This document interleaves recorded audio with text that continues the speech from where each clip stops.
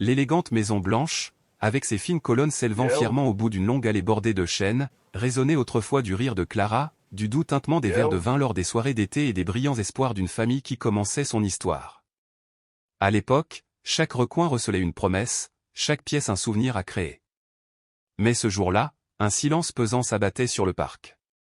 Seul le grincement lent des vieux marchepieds de la Porsche troublait l'air immobile.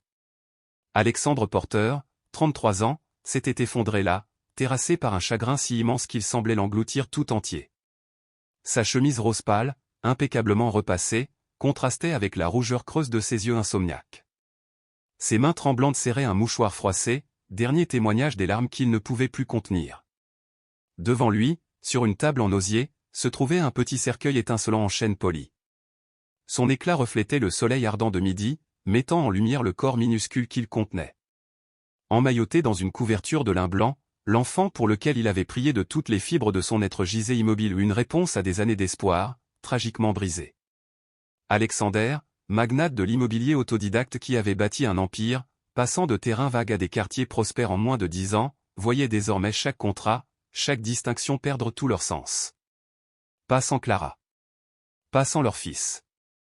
3 jours plus tôt seulement, dans une chambre d'hôpital stérile et baignée de lumière, Clara avait offert ce qui devait être leur plus grand triomphe.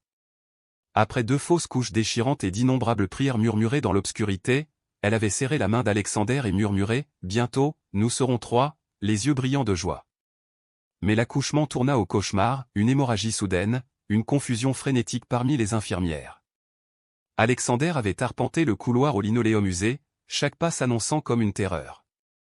Lorsque le chirurgien émergea enfin, masque au vent, les yeux baissés, il murmura « Je suis désolé, monsieur Porter. Votre femme n'a pas survécu. » Le monde s'écroula sous les pieds d'Alexander. Et lorsque le médecin ajouta, la voix tendue « Le bébé n'a vécu que quelques minutes, nous avons fait tout ce que nous pouvions », Alexander comprit qu'il avait perdu sa vie entière en un instant cruel. Il refusa le funérarium, exigeant « Je le veux ici, à la maison », la voix brisée. Alors, sur le porche où Clara s'était assise un jour avec un livre, bercé par la brise du soir, le minuscule cercueil reposait au son dernier berceau. Alexander resta immobile, le bout des doigts caressant le bois lisse du cercueil, le souvenir du rire et des mains douces de Clara fusant dans son esprit. Invisible, un jeune garçon pieds nus nommé accent aigu, un t-shirt poussiéreux et déchiré qui pendait sur sa silhouette frêle sortit de la rue en rampant. Curieux, il s'approcha de la maison silencieuse et du cercueil ouvert.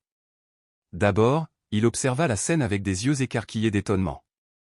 Puis, surpris, il remarqua un léger mouvement de soulèvement et de relâchement du linge. Il cligna des yeux, se frotta la joue d'une main sale et s'agenouilla plus près. « Monsieur » appela-t-il doucement, la voix tremblante mais claire. Alexandre, perdu dans son chagrin, entendit à peine jusqu'à ce que les mots pressants du garçon éclatent « Votre bébé, il est vivant. » À cet instant, Alexandre releva brusquement la tête, l'incrédulité et l'espoir se mêlant dans ses yeux. Il avait du mal à croire ce qu'il entendait. Les médecins avaient été catégoriques, c'était impossible.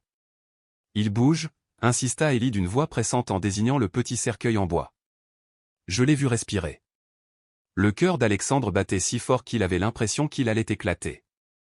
Non, c'était impossible. Et pourtant, le désespoir dans la voix du garçon, la certitude inébranlable dans ses yeux clairs le poussèrent à agir. Il se leva en titubant, chaque pas étant une lutte contre son propre choc, et se pencha sur le cercueil. Il retint son souffle en examinant la minuscule forme à l'intérieur, et soudain là un léger mouvement de la poitrine du nourrisson, si léger qu'il en paraissait presque irréel. Sa main trembla violemment lorsqu'il effleura la joue du bébé, elle était chaude, douce, vivante. « Mon Dieu » murmura-t-il, les jambes fléchissant sous lui. Les médecins s'étaient trompés. Son fils était vivant. Et cet enfant en haillons, cet inconnu aux vêtements en lambeaux, avait vu ce que personne d'autre n'avait remarqué. « Reste ici » ordonna-t-il à Élie, la voix étranglée par l'émotion.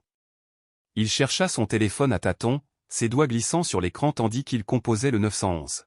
« Mon bébé est vivant » cria-t-il d'une voix rauque. « Envoyez une ambulance, vite, il respire. » Quelques instants plus tard, les sirènes déchirèrent le silence. Élie se tenait immobile près de la Porsche, sa petite silhouette rigide, les mains jointes. Les ambulanciers montèrent les marches en courant, leur trousse médicale claquant sur le trottoir. « Il est faible » mais il a un pouls, annonça l'un d'eux après un examen rapide. Déplaçons-le maintenant. Alexandre monta dans l'ambulance, sans jamais lâcher la petite main de son fils. 1 heure plus tôt, son monde avait été englouti par le désespoir, maintenant, il vibrait d'un espoir fragile et terrifiant. À travers les vitres de l'ambulance, les rues de la ville défilaient floues, mais Alexandre ne pensait qu'à son fils. « Tiens bon, petit » murmura-t-il, sa voix tremblante d'un mélange de peur et d'amour féroce. À l'hôpital, une équipe de néonatologistes se tenait prête. Aux urgences, les machines bipaient rythmiquement, les médecins aboyaient leurs ordres et l'oxygène sifflait à travers le masque miniature fixé au visage du bébé. Alexander, relégué sur un siège à quelques mètres de là, retenait sa respiration entre chaque respiration laborieuse, chaque seconde s'étirait comme une éternité. Finalement, le docteur Adams apparut, un homme aux tempes argentées et au regard fixe. Il s'approcha doucement et posa une main rassurante sur l'épaule d'Alexander. « Monsieur Portier, votre fils était dans un état critique, une hypothermie sévère a ralenti son métabolisme à tel point qu'il semblait sans vie. Mais il est maintenant stable. Avec des soins intensifs, il s'en sortira. » Alexandre s'effondra sur une chaise proche, le visage enfoui dans ses mains. Des sanglots silencieux de soulagement se mêlèrent à un chagrin renouvelé pour Clara. Son fils, son petit Benjamin, comme ils avaient prévu de l'appeler, était vivant contre toute attente. Une seconde chance lui avait été accordée. Au milieu du tourbillon d'émotions, une pensée le frappa comme un éclair, Ellie, le garçon qui avait sauvé son enfant. Il se leva d'un bond, le cœur battant, et quitta précipitamment l'hôpital, laissant derrière lui le bip constant des machines et le tourbillon d'infirmières. Dehors, le soleil baignait la ville d'une chaude lueur orangée. Lorsqu'il arriva chez lui, l'allée était déserte et silencieuse. L'ambulance était partie. Mais sur la dernière marche, serrée autour de ses genoux, était assise Ellie. Ses yeux sombres, d'une sagesse surprenante pour son âge, fixaient l'horizon comme s'il attendait quelque chose ou rien du tout. Ellie, haleta Alexandre, agenouillé devant lui. Sa voix était brisée par l'émotion. « Comment le savais-tu » Le garçon haussa les épaules, ses doigts s'enroulant nerveusement autour d'un fil effiloché qui pendait de son short. « Je l'ai vu bouger » murmura Ellie. « J'ai vu des bébés dans la rue, parfois, leurs mères les tiennent dans leurs bras même lorsqu'ils sont faibles. Je savais qu'ils n'étaient pas morts. » Alexandre sentit sa gorge se serrer. Ce garçon, à peine un enfant dans un monde qu'il ne comprenait pas, possédait un instinct que les médecins, malgré leurs diplômes et leurs machines, avaient manqué. Il tendit la main, la posant sur l'épaule d'Ellie, puis hésita, remarquant la méfiance dans le regard du garçon. « Où est ta famille, Ellie » demanda-t-il doucement. La tête d'Ellie tomba, ses doigts s'immobilisant. « Je n'en ai pas » dit-il simplement. Le cœur d'Alexandre se brisa à nouveau, mais cette fois avec une détermination farouche à les protéger tous les deux. « Il y a quelque temps, je me débrouillais comme je pouvais, dormant là où je trouvais de la place, invisible pour la plupart. » Les pieds nus et balafrés d'Ellie et son t-shirt déchiré la faisaient passer pour un fantôme. Pourtant, c'est elle qui a redonné vie à l'avenir de son fils. À cet instant, Alexander sentit quelque chose se briser en lui, non seulement la douleur, mais l'indifférence dont il avait fait preuve autrefois. Combien de fois avait-il croisé des enfants comme Ellie sans s'arrêter, sans les voir ? « Tu as sauvé mon fils » dit-il d'une voix rauque. « Tu m'as sauvé. Je ne pourrai jamais te le rendre, mais je te promets une chose, tu ne seras plus jamais seul. » Il tendit sa paume ouverte, un geste simple et lourd de sens. Ellie fixa cette main, son regard passant de la paume tendue au visage d'Alexander. Puis, comme s'il craignait qu'elle ne disparaisse, il posa sa petite main dans celle d'Alexander. Le soir même, Alexander appela les services sociaux et un ami avocat pour s'assurer qu'Ellie serait en sécurité. Il conduisit le garçon dans la grande maison blanche, où les murs semblaient soudain moins froids. Dans la cuisine, il prépara un humble repas, un bol de soupe fumante, du pain frais et une pomme rouge brillante. Assise à la longue table, Ellie dévora chaque bouchée, comme si elle craignait qu'elle ne disparaisse. Après un long bain chaud, le premier dont il se souvenait dans une vraie salle de bain, Alexandre lui trouva des vêtements propres dans une vieille boîte de dons, un ensemble de pyjamas bleu marine, un peu trop grand mais doux et chaud. Le lendemain matin, Alexandre retourna à l'hôpital. Benjamin était allongé dans une fine couverture à l'intérieur de sa couveuse, ses petits doigts palpitant faiblement.